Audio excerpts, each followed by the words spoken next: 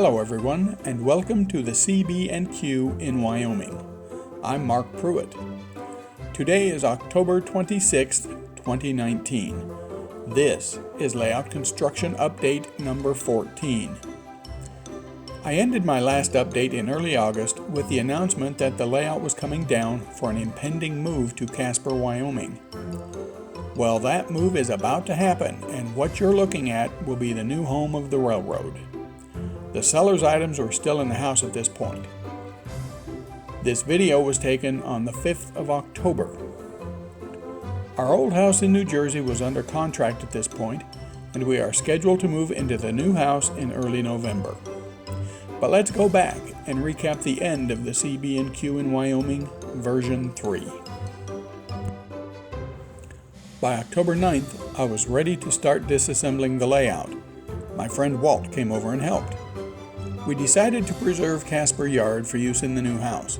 Why tear up all that work when I would just build a new yard once I got moved? So here you see painter's tape being used to hold the loose roof sections in place on the roundhouse. Removal of 2 turnouts and a short section of track was all it took to isolate the engine facility from the rest of the yard.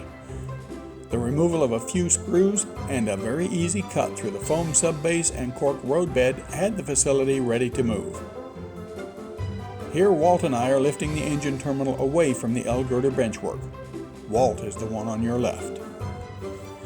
This view shows just how easy it was to move the yard sections around the basement. We had to tilt the wide terminal section on edge to get between the walls and supporting posts, but since this section only weighed about 30 pounds total, it was no big deal. I cut about 3 inches of track out of each yard track, but again the sections came off the base very easily. It turns out that building those grid boxes under Casper was an excellent approach.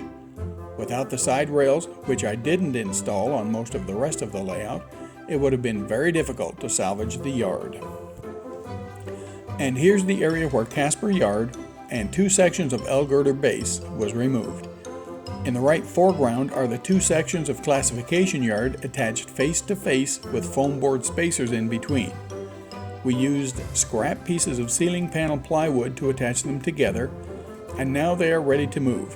With the track on the inside, they should be able to ride the 2,000 miles to Casper without taking much, if any, damage. Once Casper was buttoned up, we worked on around the rest of the layout. Because this was nearly all single track, we didn't even try to salvage whole sections as we did in Casper.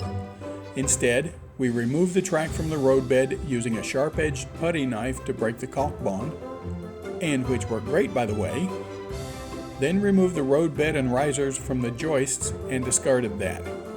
We removed and saved the backdrop, some of which has been on all 3 versions of the railroad and will be on the next version as well.